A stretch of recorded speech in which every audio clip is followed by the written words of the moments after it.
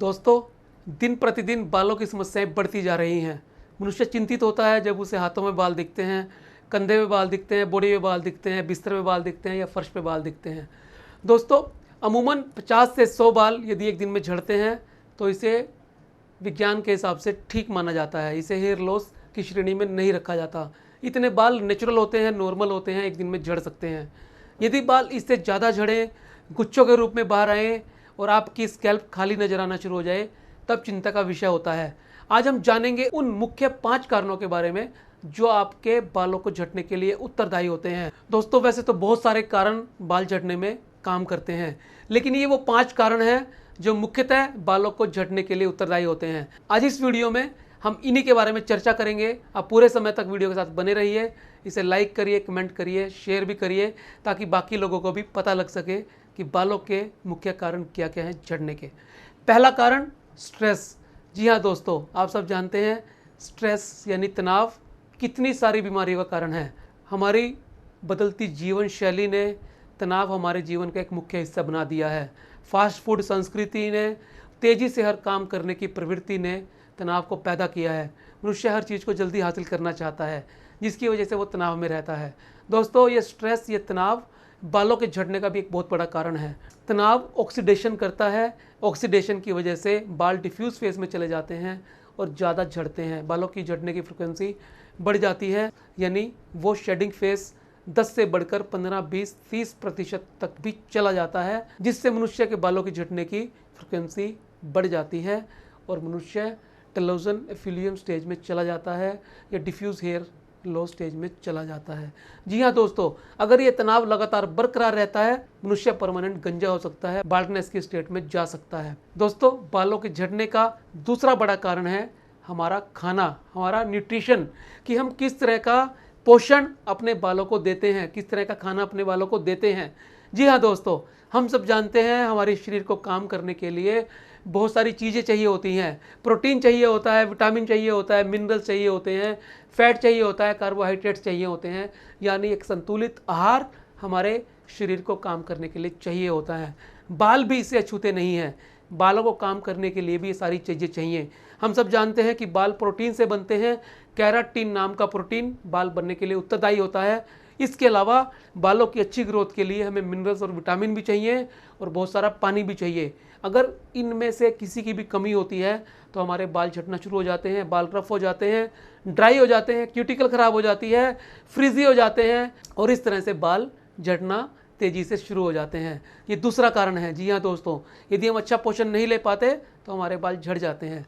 तो दूसरा कारण है न्यूट्रिशन की कमी। और तीसरा कारण है पोल्यूशन।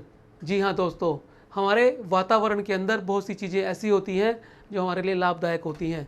सूर्य की किरणें, हवा, यदि ये चीज़ें ज़्यादा मात्रा में मिल जाएं तब भी नुकसान का कारण बनती है। हर चीज़ की अति बुरी होती है। दोस्तों, यदि हम ज़्यादा धूप के संपर्क में रहते हैं, ज़्यादा ऐसे एनवायरनमेंट में रहते हैं जहाँ सूर्य की किरणें सीधी हमारी स्कैल्प पे, बालों पे पड़ती हैं, तो हमारे बालों को नुकसान कर सकती हैं। दूसरा, जो पोल्यूशन के अंदर डस्ट होती है, जो एनवायरनमेंट के अंदर धुआं होता है या डस्ट होती है, वो हमारे बालों को नुकसान कर सकती है। वो बालों को फ्रीजी कर देती है, वो बालों को ड्राई कर देती है, वो बालों को ग्रीसी भी कर सकती है और इस तरह से बाल झड़ना शुरू हो जाते हैं। जब ये बाल जरूरत से ज़्यादा झड़ते हैं तो कई बार परमानेंट हेयर लॉस भी हो जाता है। तो दोस्तों, तीसरा बड़ा कारण है पोल्यूशन। दोस्तों, बालों के झड़ने का, हेयर लॉस का चौथा बड़ा कारण है जीन्स। जी हाँ, जीन्स।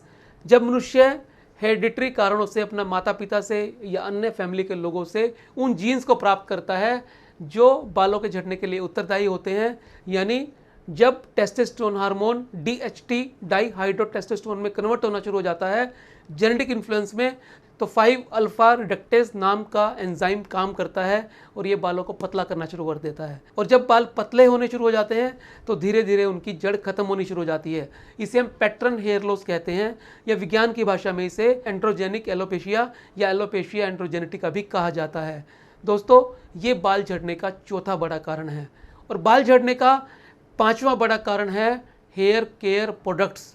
दोस्तों, जब हम बालों की सुंदरता बनाने के लिए बालों को अलग अलग किस्म के ट्रीटमेंट देते हैं, चाहे वो फिजिकल हैं, मैकेनिकल हैं या केमिकल ट्रीटमेंट है, तो इससे भी बालों को बहुत नुकसान होता है।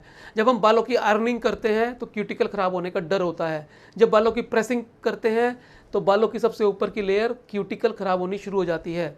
जब हम बालों को केमिकल ट्रीटमेंट देते हैं परमानेंट स्ट्रेटनिंग करने के लिए, रिबॉन्डिंग करने के लिए, तब बाल परमानेंट डैमेज हो सकते हैं, उसकी ऊपर की लेयर ख़राब हो सकती है, बीच की लेयर कोर्टेक्स पतली हो सकती है। इस तरह बालों को बहुत सारे नुकसान पहुंच सकते हैं, जो कई बार परमानेंट हेयर लॉस की स्थिति में भी ले जाते हैं। और कई बार जब हम बालों को कलर करते हैं या कंडीशनर या शैम्पू इस्तेमाल करते हैं, तो यदि शैम्पू हार्श होगा, ज़्यादा अल्कलाइन या एसिडिक होगा, सीरम और जेल को भी ज़्यादा इस्तेमाल करने से बाल परमानेंट हेयर लॉस की स्टेज में जा सकते हैं।